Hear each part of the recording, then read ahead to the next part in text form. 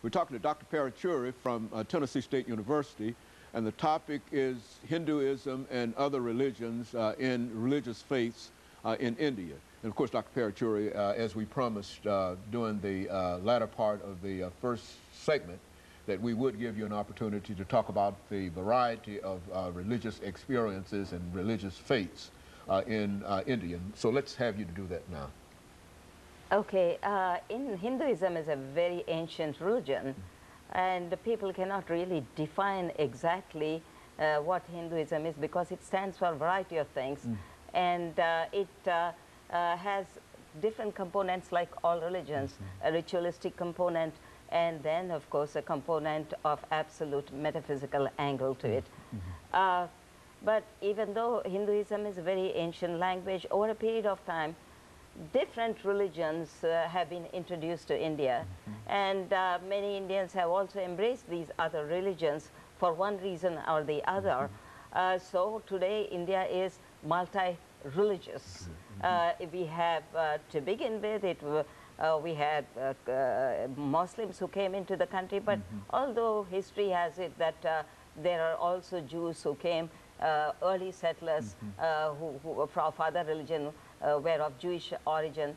And then of course we had Muslims. Although Muslims conquered India, they were Muslim emperors who were extremely accommodating, very tolerant towards Hindus, and Muslim rulers seemed like did not have that much of friction, at least in terms of their ruling, because they needed, of course, the native people, people of India also to cooperate with them in administration, etc. Later on, Christianity was introduced, and I cannot say it is just any one single denomination of Christianity that was introduced in India. There are several denominations of Christianity in India. The story has it, St. Thomas, one of the proponents of Catholicism, came to India, and that he is entombed actually in my city. Then of course there are other denominations.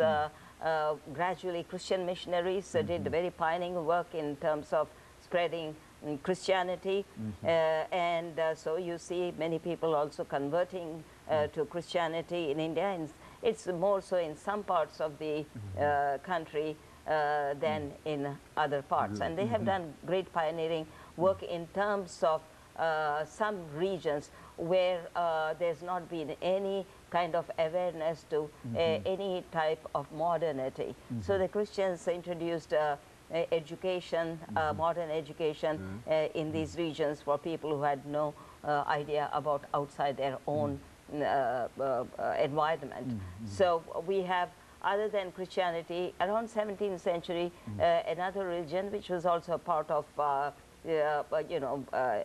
which was accepted by the Hindus in the early period. This was the Sikh religion. Now, I must also add, along with, even before these religions came into existence, we have had Buddhism and Jainism.